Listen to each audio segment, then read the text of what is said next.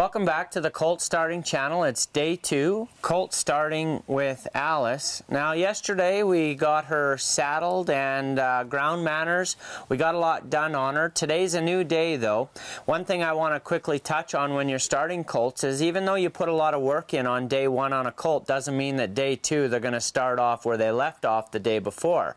So you could be starting fresh on a lot of topics that you thought that you had a really good start established with your colt. So you've got to be patient and understand that Rome wasn't built in a day, and sometimes it takes a little bit of time for the proper training to set in your horse's mind where it becomes a consistent everyday thing for them. So what we're going to do today is we're going to start off the morning by working on some ground manners. It's the first thing that I like to do on day 2 right before I saddle them up. So what we're going to do is work a little bit on the same things we worked on yesterday, but we're not going to use the flag today. We're just going to use our hand if we need to, and we're going to get Alice here to respect us on the ground. Now that respect that we have on the ground is really going to help us when it comes time for us to saddle her up for day 2 and do the rest of our exercises as well. So when I walk into Alice's front end today, I want her to just kind of move away, and I'm going to use my hand just on her jaw here. Now you can start by using your fingers and just giving her little bumps on her jaw, and if you have to use more than that, then I recommend using just the heel of your hand right here just to kind of give her a little tap to ask her to get out of the way. Now this is really no different than another horse out in the pasture walking up to the horse that you're working with and maybe pinning their ears or baring their teeth to tell them to get out of the way. So all you're doing is establishing your pecking order, but you're doing it without the flag because you don't want to have to carry the flag around with you for the rest of the time that you're working with your horse. So we just walk into the horse, and the first thing we do is we don't really raise our hand. We just walk in, and the hand is what comes secondary. So if you need the hand, you raise it.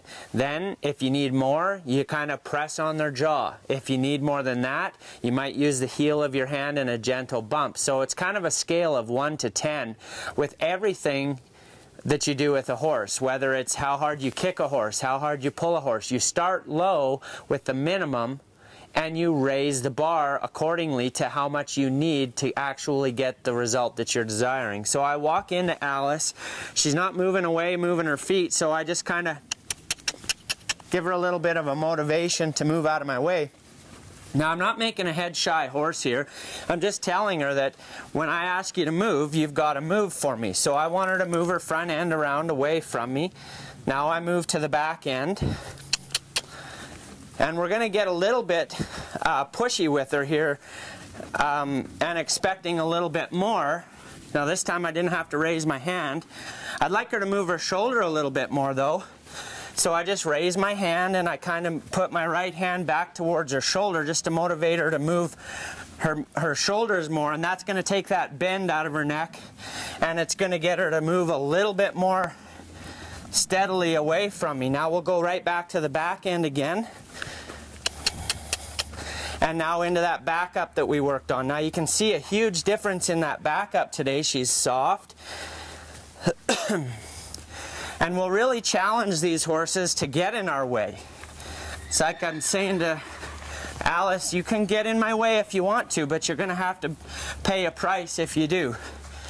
So we'll kind of move around them here in a little bit of an abrupt manner to make sure that she's really paying attention.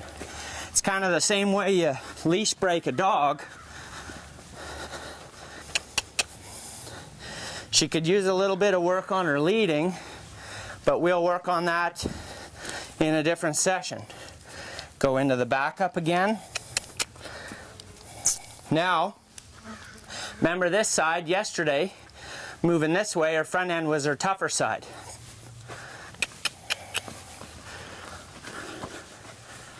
Much better today. This works great for getting your colt's attention hooked on you. Remember I said ground manners are the key to having good manners in the saddle.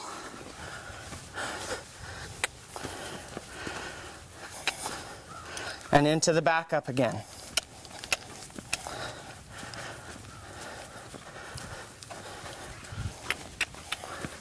If you need your hand, raise it. If you don't raise it. I don't want her walking ahead, out forward.